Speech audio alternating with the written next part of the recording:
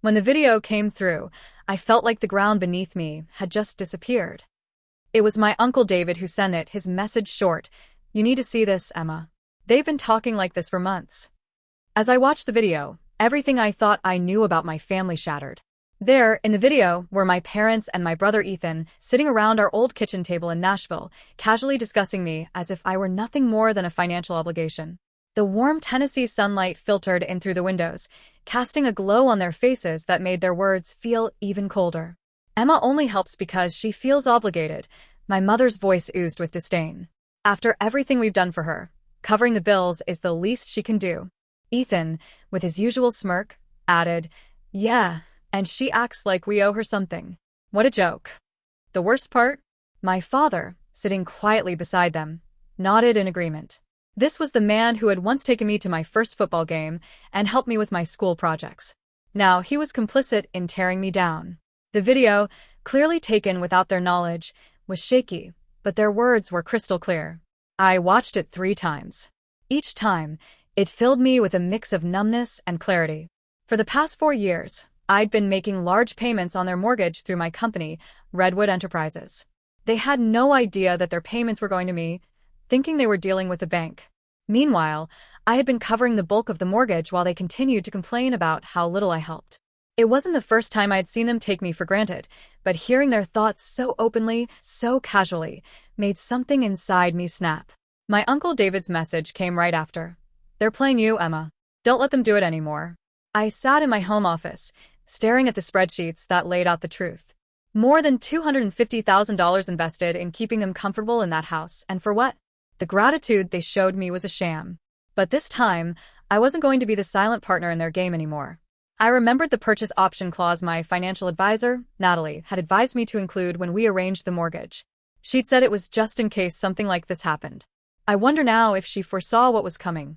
The next payment was due in 2 weeks, and for the first time in a long time, I knew exactly what I was going to do. I picked up my phone and texted Uncle David. "Thanks for showing me the truth. Don't worry, I won't let them know it was you. But things are about to change." 4 years ago, when the housing market in Nashville had tanked and my parents were about to lose their home, I had stepped in. I was 27, already successful in my career as a marketing director. The irony was that they had never approved of my career choice. "You should take over the family business, Emma," my mom would often say, shaking her head. "Marketing is no career for a woman." My brother Ethan, on the other hand, was the one they saw as the future. The one with real business sense. But Ethan had nearly run our family's struggling restaurant into the ground after taking it over. When my parents needed help with their mortgage, I stepped in. With the help of my financial advisor, Natalie, we set up Redwood Enterprises, an LLC through which I bought the house, letting my family believe they were still paying the bank. Everything had worked perfectly for the past 4 years. My family never knew the truth. They paid their small share, and I covered the rest. They kept their pride, and I kept the peace. Only Uncle David knew what was really happening, having overheard Natalie and me discussing the details at a family gathering. "You're too good to them, Emma," he'd warned me. "They don't deserve your kindness." At the time, I defended them, insisting they were family that they just didn't understand. Now, watching that video, I saw how wrong I'd been. The cruel words kept echoing in my mind. "She owes us." What a joke. The least she can do. I opened my laptop and logged into the LLC's account. I was ready.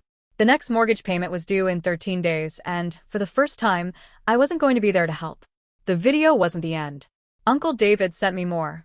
Screenshots from a family group chat, where they had been talking behind my back. "Emma thinks she's too good for us with her job in marketing," Ethan had written. "She barely helps with the mortgage, and I'm here trying to keep this family afloat." My mom's response hit hard. "She can't even help us properly, after everything we did for her. She's single and childless. What else is she spending her money on?" I looked at the numbers, and the total was staggering. Over $250,000 I'd put toward their mortgage, while they'd contributed less than $50,000. They had no idea that I'd been covering $4,000 more than their portion every month. And yet, they were still asking for more. My phone buzzed with a message from my mom. "Sweetheart, can you come to dinner this Sunday? We need to discuss something important." I knew exactly what they wanted. They were planning to ask for more money. The thought of sitting through a dinner with them, pretending I didn't know what they really thought of me, made my stomach turn. I called Natalie. "I need to know my options regarding the purchase agreement," I told her. I had a feeling you might ask, she said, her tone calm. Remember that clause we put in? If they miss a payment, you can exercise the purchase option. The house would be yours outright, and they'd become month-to-month tenants. A plan began to form. If they're late with rent, Natalie continued, the standard Tennessee eviction laws apply. I paused. I'm sure. Let's do it. I won't tell them anything yet. Let them think everything's normal for now. Sunday dinner was an exercise in restraint. I arrived at their house in Nashville at 6 p.m., the sun casting the sky in hues of orange and pink. The house, my house, looked exactly the same as it had for the past 20 years. My mom's lasagna, a calculated move to bring back happier memories, filled the air with its familiar scent. Emma, sweetheart, my mom rushed to hug me, wearing a new bracelet. I noticed it was a designer piece, probably purchased with money that should have gone toward their mortgage. Ethan was at the table, looking smug in his pressed shirt. Hey, sis, good of you to make time for family, he said, with his usual air of superiority. I always have time for family, I replied, the irony not lost on me. My father, emerging from a study, glanced over at me before sitting down. He had been going over bank statements. I could almost hear him rehearsing their pitch. We wanted to talk about something important, my mom began, setting the lasagna on the table. We've been thinking, my dad added, about how hard things have been for us lately. The mortgage is becoming a burden. With you doing so well in your career, Emma, we were hoping you could help more with the payments. Their audacity was staggering. They wanted $2,000 more a month. What they didn't know is that I was already covering over $4,000 of their mortgage every month. I'll think about it, I said finally. Times are a bit tough right now. Thomas, not even trying to hide his frustration, scoffed. Please, we all know you're doing fine. Unlike some of us who are actually trying to keep the family afloat. I smiled. You're right, Thomas. Sometimes we all get exactly what we deserve. That night, I didn't give them an answer.